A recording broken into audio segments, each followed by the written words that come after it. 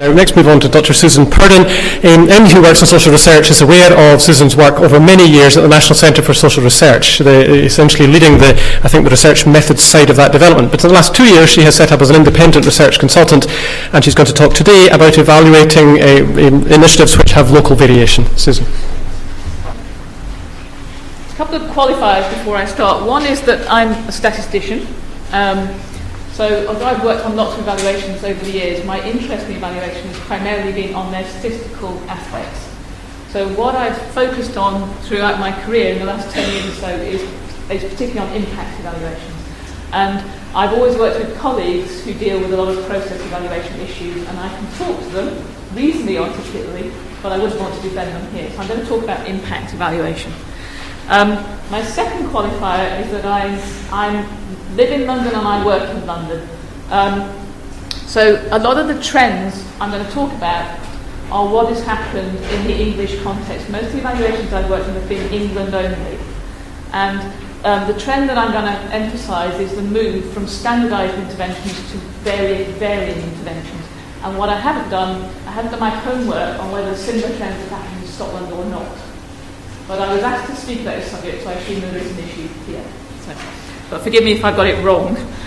I've got 3 things I want to go through. One is I'll just do a quick summary of how impact evaluations have traditionally been done. By traditional, I mean I'm not a historian, since about 1995. And when I talk about evaluations, I'm talking about policy evaluations rather than the kind of medical trials. Okay. And then I'll say something about the challenges that local variation has introduced. And then I want to talk a bit about what I think the possible impact design approaches might be. And the bits that I seem to get into endless discussions about is the role of comparison groups in those varying programs. So I'm going to talk a lot about when and if you should use comparison groups. Now, it's a personal perspective. You may disagree with me, but that's what... and this isn't textbook stuff. In fact, it's actually incredibly hard to find textbooks that cover this stuff. So to some degree, everybody's making it up as they go along.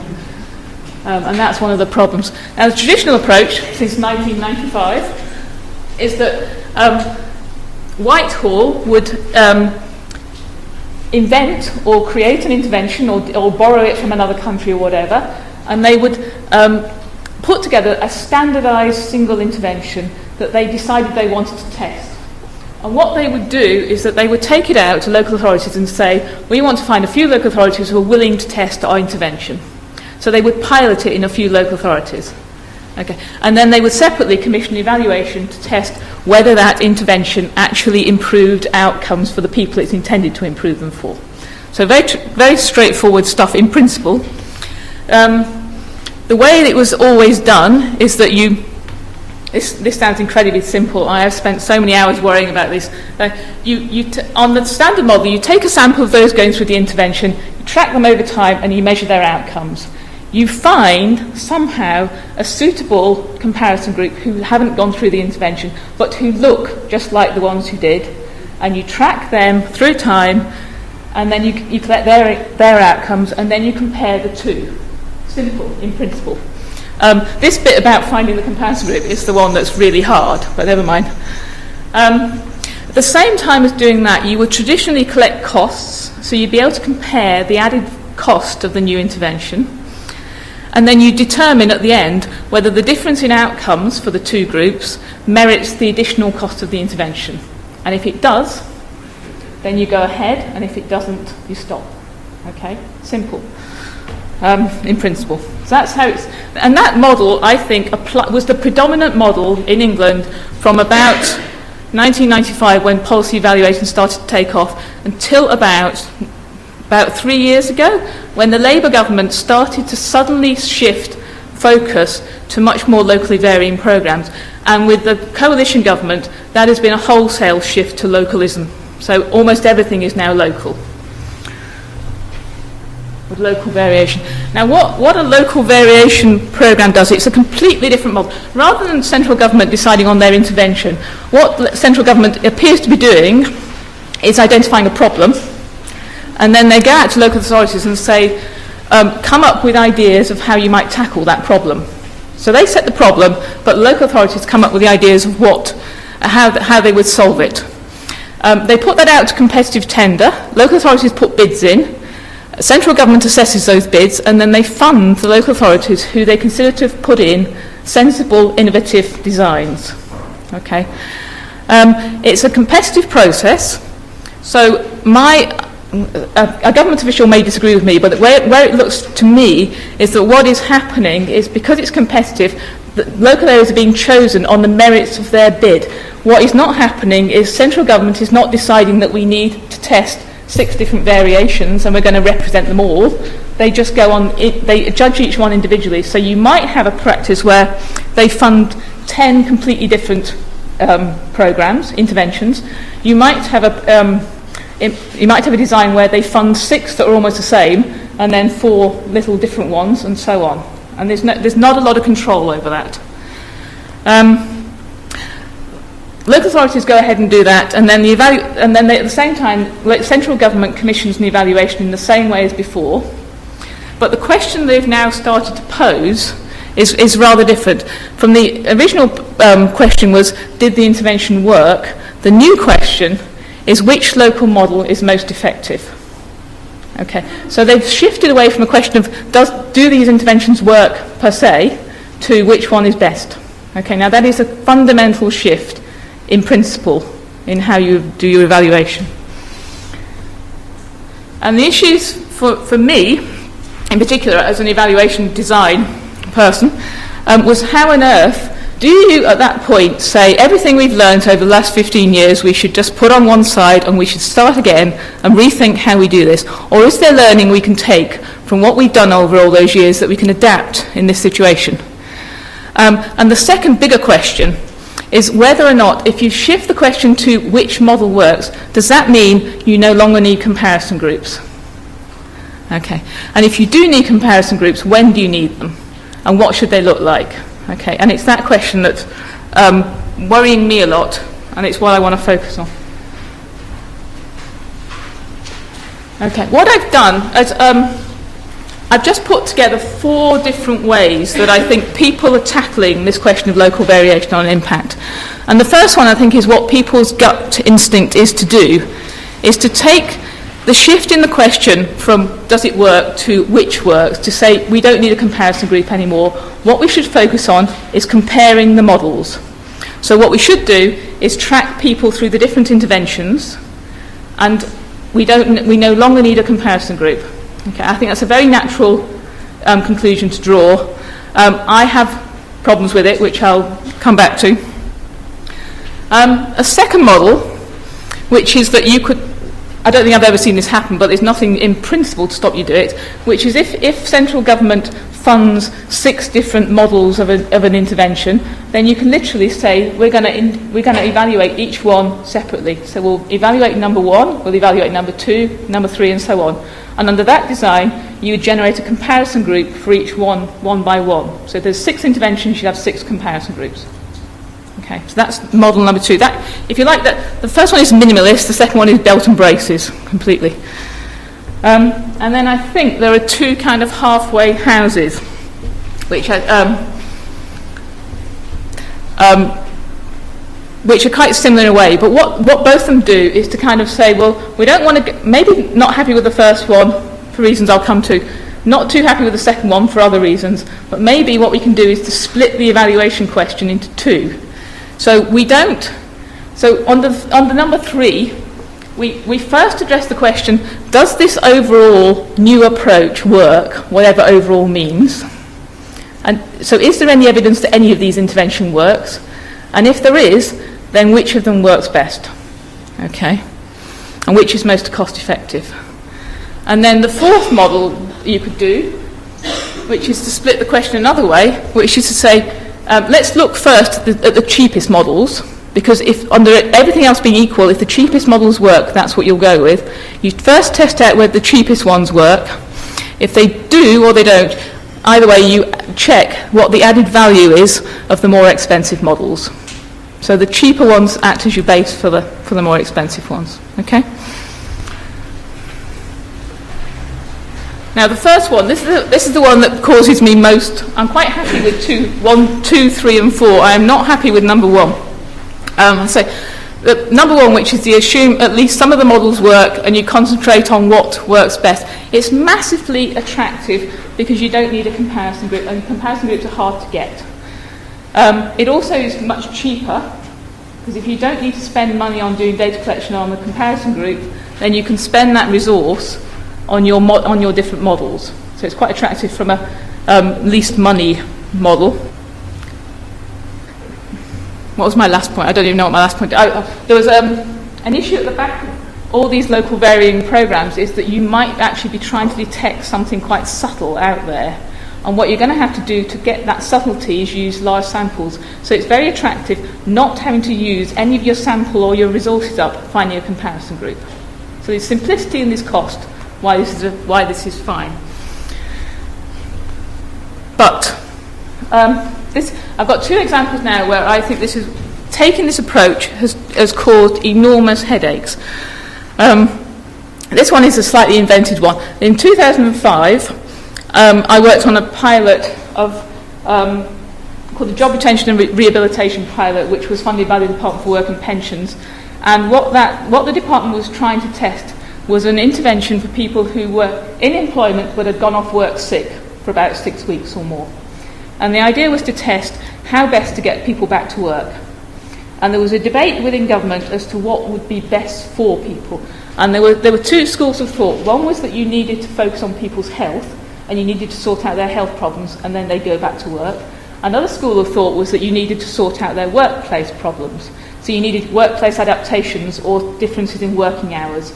Okay. And then there was a third school of thought, which was maybe that what you needed was a combined intervention. Okay. So what the pilot was set up to test was which of those three approaches was best. Okay, so which works best? And did a fairly traditional approach where you followed a cohort of those three groups, and we tracked going back to work, and what we found was almost identical return to work rates. I mean, no split, you couldn't put a piece of paper between them. Okay, so if you got that result out, you hadn't got a comparison group, your conclusion would be that all three work equally. Okay?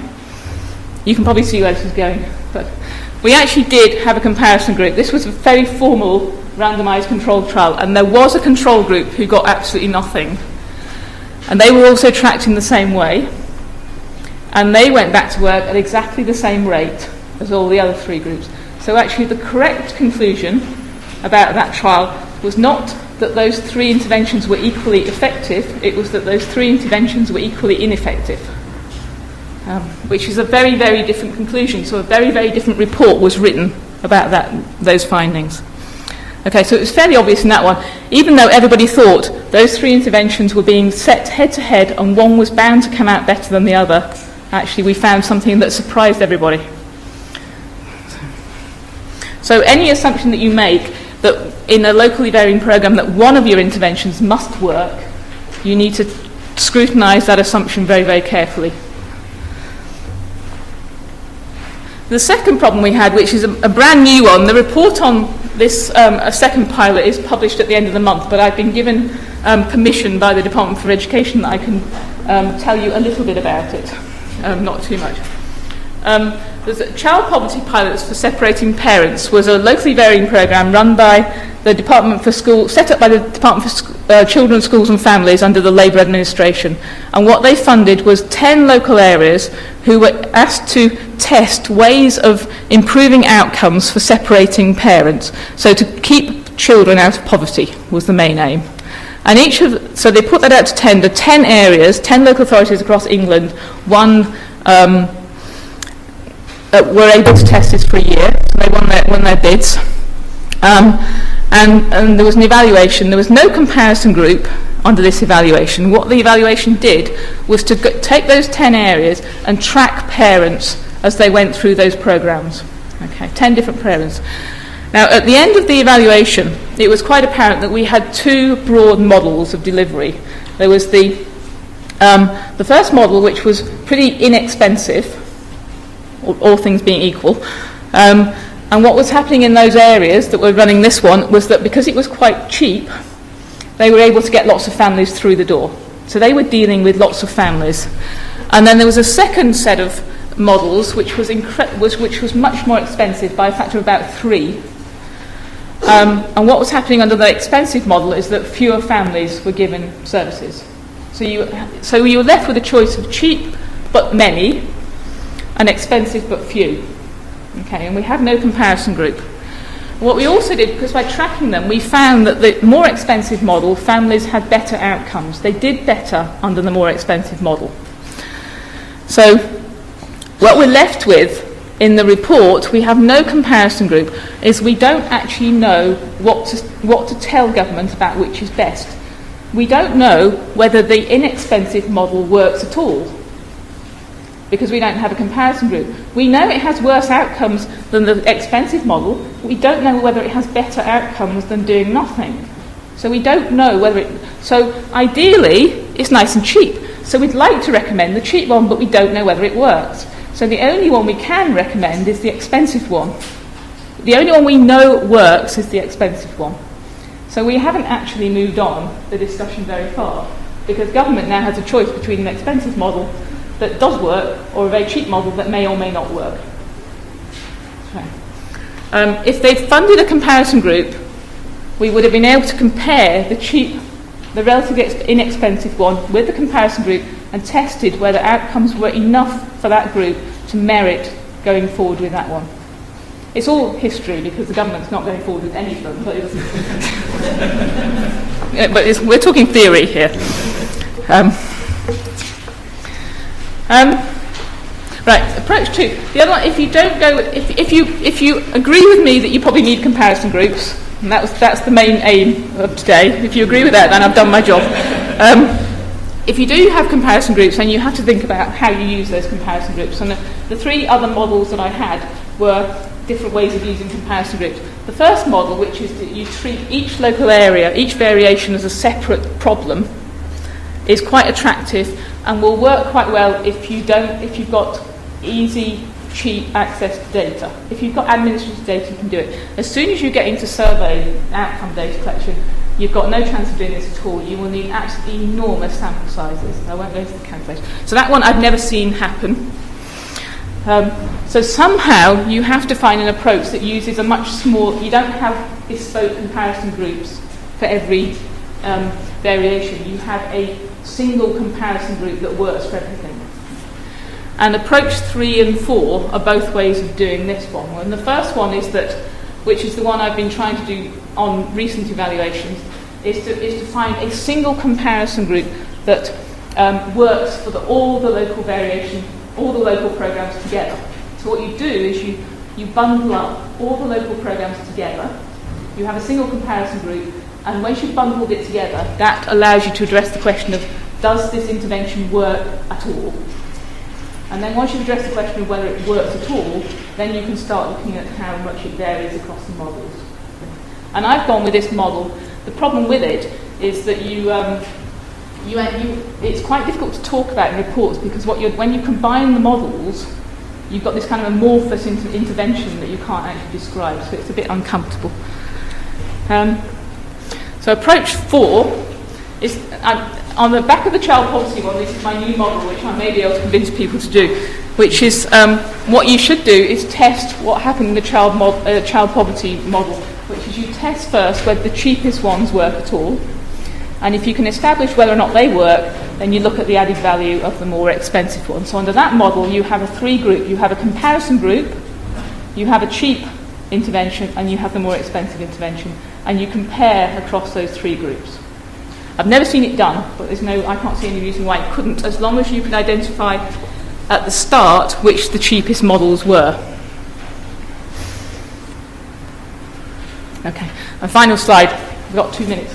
I just want to make a plea. I mean, I know I'm very, very quantitative. I do wholeheartedly love having statistics in the evaluation.